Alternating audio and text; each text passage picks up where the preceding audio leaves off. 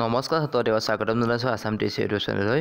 মই যে আপোনাৰ মাজত লৈ আছোঁ ক্লাছ 10ৰ ছ'চিয়েল ছায়েন্সৰ হিষ্ট্ৰীৰ দ্বিতীয় লেচনৰ কুৱেশ্যন সকলোৱে ভালদৰে শুনি যাব। আৰু যদি মোৰ চেনেল ছাবস্ক্ৰাইব কৰি ৰাখোঁ যাতে কাইলৈ এনেকুৱা ধৰণৰ ভিডিঅ' পাই থাকে তাৰ আশা কৰি মই আজি ক্লাছটো আৰম্ভ কৰিছোঁ। নমস্কাৰ।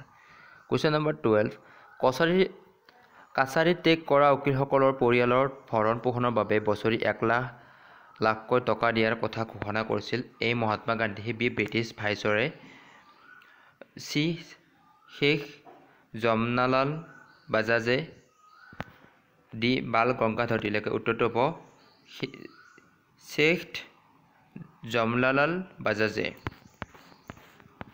13 নম্বৰ সমতি আশ্ৰম আৰু দাণ্ডিৰ মাজত দূৰত্ব kilometre, A 295 kilometre, B 315 kilometre, C 365 kilometre, D 385 kilometre. উত্তৰটো হ'ব D 385 kilometre. 14 number Sabarmati Ashram ক'ত অৱস্থিত? এ অসমত, বি বিহাৰত, চি ৰাজস্থানত, ডি গুজৰাটত। উত্তৰটো হ'ব ডি গুজৰাটত। 15 নম্বৰ অনুগামী সহ গান্ধীৰ আহমেদাবাদৰ সবৰমতী আশ্ৰমৰ পৰা দাণ্ডি নামৰ গাঁওখনলৈ দাণ্ডি যাত্ৰাৰ আৰম্ভণি হৈছিল।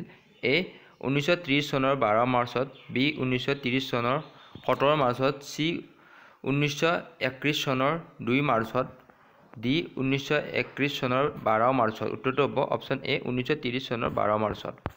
16 নম্বৰ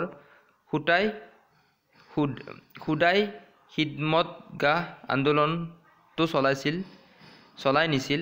এ খান আব্দুল গফুৰ খান, বি মহম্মদ আলী জিন্নাই, চি কেপ্টেইন চোৱান সিঙে, ডি তুৰস্কৰ ৰাষ্ট্ৰপ্ৰধান খলিফাই। উত্তৰটো হ'ব এ খান আব্দুল গফুৰ খানে। 17 নম্বৰ সীমান্ত গান্ধী নামেৰে জনা যায় ডেছক? এ খান আব্দুল গফুৰ খানক, বি মহম্মদ আলী জিন্না, চি তুৰস্কৰ ৰাষ্ট্ৰপ্ৰধান খলিফা, ডি এটা ন। উত্তৰটো হ'ব অপশ্যন এ খান আব্দুল গফুৰ খানক। 18 নম্বৰ ঐতিহাসিক গান্ধীৰ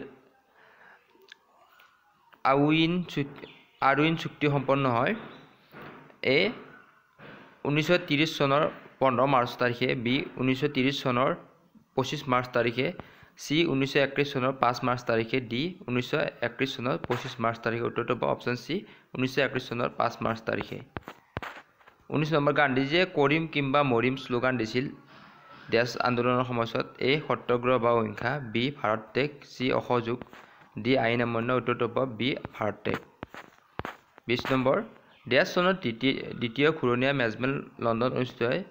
এ 1913 চনত, বি 1923 চনত, চি 1931 চনত, ডি এটা ন। উত্তৰটো হ'ব চি 1931 চনত। আজিৰ পাৰ্টত ইমানখিনি আছিল। আৰু এটা MCQ পাৰ্ট আছে, তোমালোকে ভালকৈ পঢ়িবা আৰু তোমালোকে নতুন চেনেল বুলি অৱহেলা নকৰি চেনেলটো আগুৱাই নিবা। তোমালোকক সহায় কৰাৰ কাৰণে মই বহুতখিনি কষ্ট কৰিছোঁ। তোমালোকে যাতে চেনেলটো আগুৱাই নিয়ে তাৰ আশা কৰিম। মই আজি ইমানতে সমাপ্ত কৰিছোঁ। নমস্কাৰ।